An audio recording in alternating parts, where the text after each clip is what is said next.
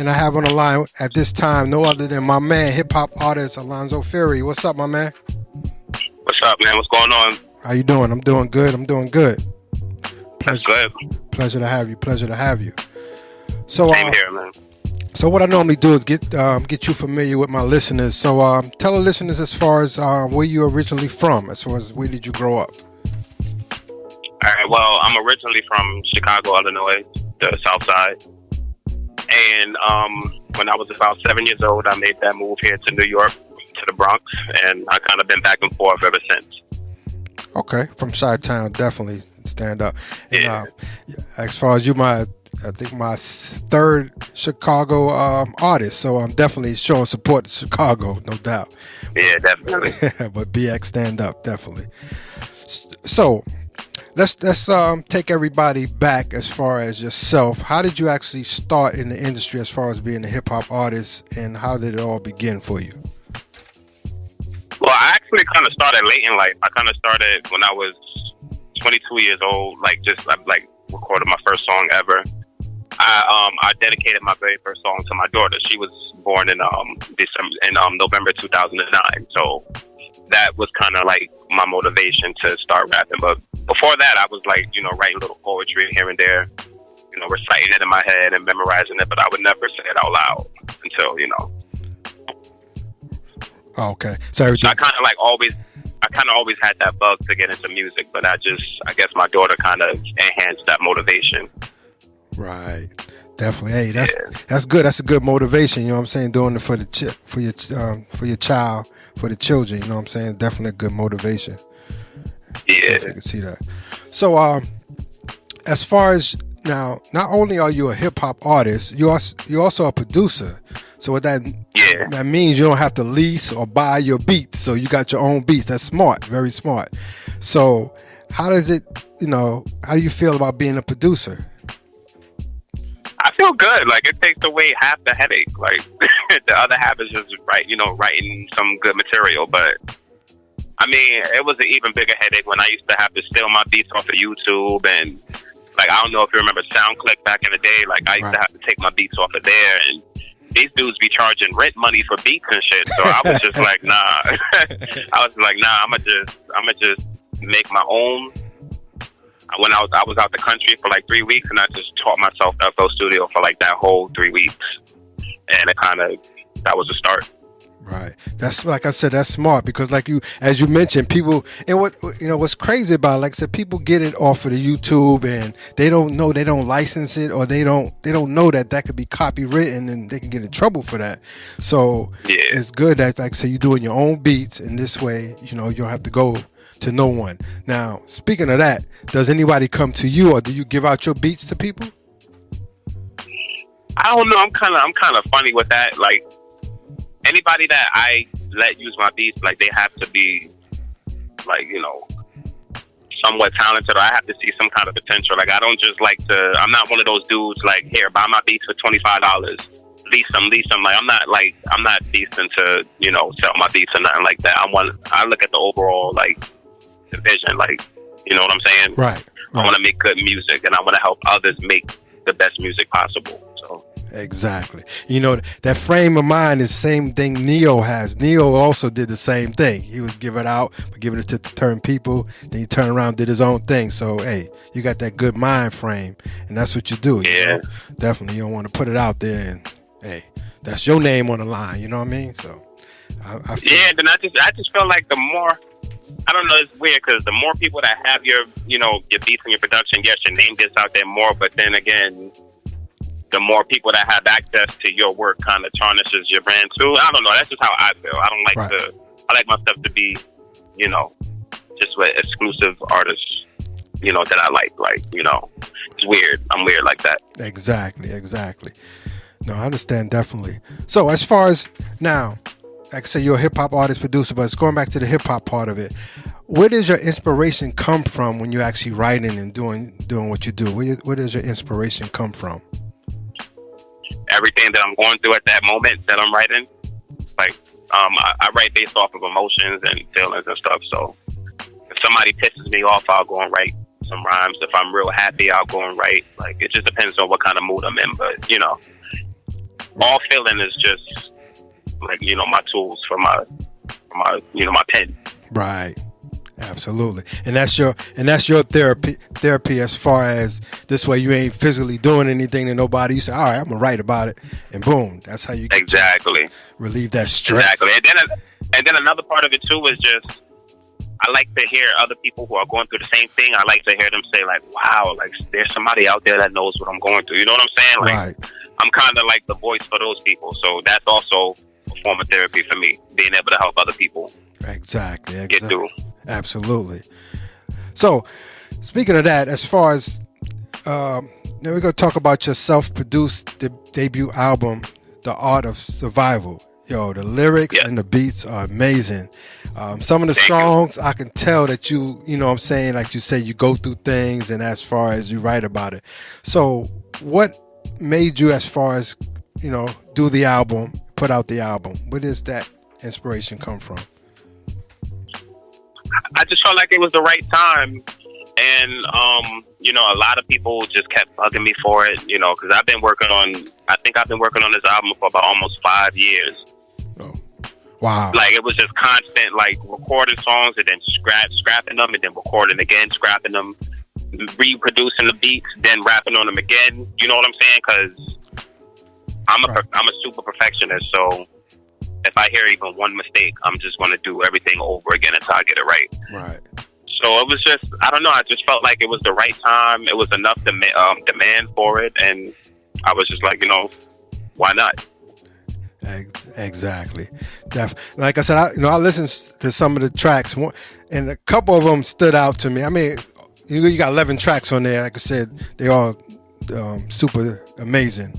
But a couple of them, That's the Way Life Goes, Pains of My Past, Rage. I can feel it. I can feel you, brother. Yeah. I can feel you. Yeah. So like you said, you've been going through some things, so you write about it. So that's amazing, definitely amazing. I just felt like, music is much better when you draw it from a real place. You know what I'm saying? Right. It's not fabricated. It's just about you, your flaws. You're able to just put it all out there, Right. Exactly. So as far as nowadays they say some artists, hip hop artists, sounding the same. As far as what makes you different, as far as your sound makes you different from the other artists that's out there now. I just feel like I have a mixture of 2018 and 1990, whatever golden year, the golden era per se that they call it. I feel like I have a mixture of all of that, and I don't know. I listen to everything that's out right now just so that I don't sound like anybody, so that I don't know what not to sound like. You know what I'm saying? I don't try to follow anybody's blueprint. I just try to create my own vibes and my own feeling and stuff like that. Right, exactly. Because as you mentioned, I'm glad you said that about the golden era as far as the 90s, because you got that 90s feel, and that's back then. Yo, I'm telling you, that was some good music. The 90s, even the 80s. You know what I'm saying? It was some good music. Yeah. And you bringing that back in hip hop, and like I said, hopefully everybody get that album, because the album is amazing. Like I said, big shout out to you, definitely. So, are you currently doing any shows or any showcases, anything like that right now? I have one show scheduled for February 22nd, but I don't have the details on it yet. But other than that, what I'm gonna do is I'm gonna just focus on getting these visuals out for my album and just recording as much new music as possible. That's kind of like the mode that I'm in right now. I don't really want to do any shows right now. I'll probably get to shows maybe in the summertime or something. Okay, absolutely. Yeah. Definitely. So as far as where can the people, as far as get your album? Where can they download it or purchase it, or where can they get your album?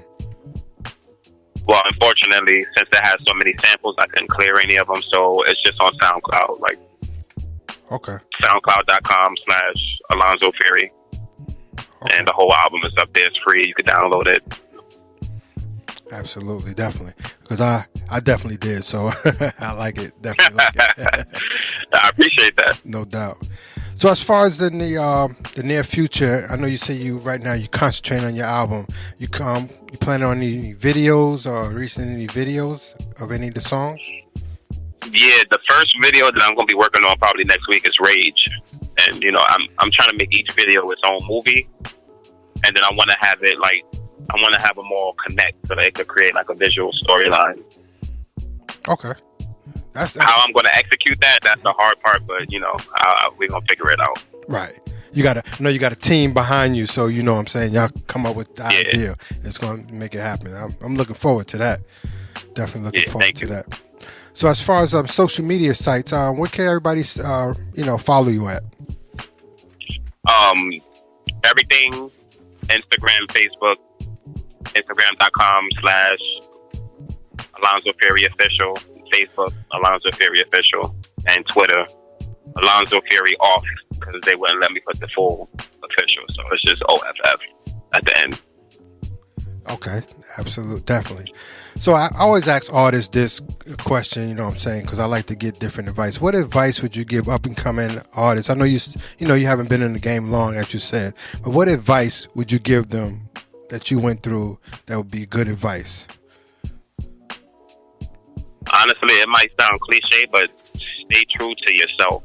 Don't let anybody tell you that you need to change this, you need to change that. Because 9 times out of 10, what they're telling you to change is something that they're afraid of. They see something that you could become. This is how I look at it, you know. Just be yourself. If it feels right, do it. Just get out there and do it. Don't be scared to make mistakes. These are things that I'm still learning how to do, by the way. So, right. You know, don't be scared to get out there and make mistakes. Don't hold yourself back. And just get out there. Be seen. Right, absolutely. You know, and an artist told me, several artists told me this: invest in yourself. Some people don't like to invest in what they have. Do you think that's a good statement to say, to invest in yourself? It depends on how you look at it, because I know, speaking for myself, I wasn't always in a financial position to invest in myself. You know, there's other ways to do it, but like that's not like, I wouldn't put that as my top 5 things to tell an up and coming artist. Yes, you should be willing to do that if you have to, but it's hard to invest in yourself when you got to pay for studio time. You might have to pay for beats. You have to pay for traveling to shows. You might have to pay to perform. Like, you know, it's hard. You know, like I wouldn't tell nobody that. Exactly. And I said that for a reason, because like I said, you can't invest, but like you said, some people are not financially, can invest in themselves. So especially if you're doing it legally, if you know what I'm saying. Yeah. So, and then there's dudes out there that just spend their money thinking that they're really promoting themselves, but they just throwing their money down the bottomless pit. Like, it's like, if you're going to invest in yourself, make sure it's a smart investment. Make sure it's a smart move, something that's going to benefit you and the ones around you. If it's not going to do either or, then no. Right. Shouldn't have to. Exactly. So, any last minute shout outs or acknowledgement you want to give to anybody? I just want to shout out my manager, Scott LaRock Jr. You know, he's the reason why I've been doing so well. You know, shout out to Marissa also for all the blog shout outs. And shout out to you for having me on, man. Absolutely. Shout out to SLR Music Group, and yeah. And I know you said Scott LaRock Jr., so Scott LaRock, as far as right, KRS-One. So I know Scott LaRock Jr., so that's your manager, your manager doing big things. So big shouts out to Scott LaRock Jr. Absolutely. Yeah, man. Definitely. So I want to say, much continued success to you, my brother. And thank you. I'm actually in New York myself, so we following each other on Facebook and Instagram. So if I see you have a show, I'm definitely gonna come support you and check you out. So, I'll give you a free ticket too, man. Oh, I appreciate that. Definitely appreciate that. Yeah. All right. So before I let you go, I want you to go ahead and introduce your single to everybody. Sure. This is off the Art of Survival album. It's called That's the Way Life Goes. All right. Hold on line, all right? No problem.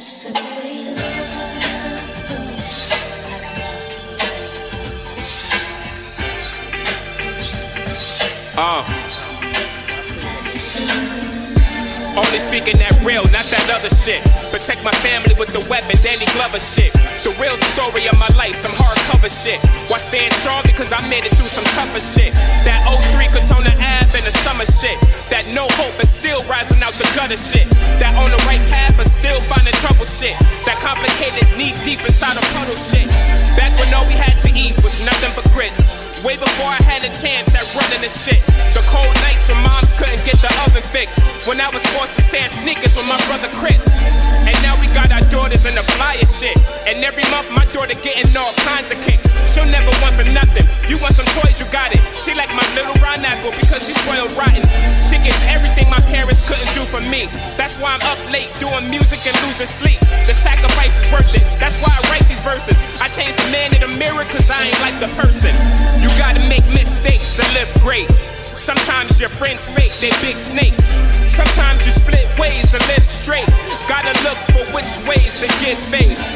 Gotta keep it real, looking at your life and how it make you feel. A lot of cold nights, trying to get a meal. Pockets kinda light and trying to reach a meal. But understand that's the way life goes. That's the way life goes. That's the way life goes. That's the way life goes. And when I speak, I make you feel as if you was there. So take a step in my shoes, I let you choose the pair and reminisce as I try to paint the hardest picture into the eyes of a kid without a father figure. They used to laugh when I was working at the supermarket. And if you show them that you weak, then you become a target. A teenager making money, getting good grades, while drug dealers and killers is what my hood made. But I was helping keep the lights and the gas on. Could've been a thug taking lies with the mask on. Could've been selling niggas street putting tags on. Instead, I embrace this rough ride like I'm drag on. I made it through because I'm built for this. And you won't catch me giving in, I got the will for this. I'm on my job, I got my destiny to feel for this. Because I've seen a lot of things I never will forget. Damn, I hope I never change when I get the commas. I had too many, so I never make a broken promise. I choose to keep my word like I'm done talking and keep it pushing till I die, that's my one option. You gotta make mistakes to live great. Sometimes your friends fake, they're big snakes. Sometimes you split ways to live straight. Gotta look for which ways to get faith. Gotta keep it real, looking at your life and how it make you feel. A lot of cold nights, trying to get a meal. Pockets kinda light and trying to reach a meal. But understand that's the way life goes. That's the way life goes. That's the way life goes. That's the way life goes.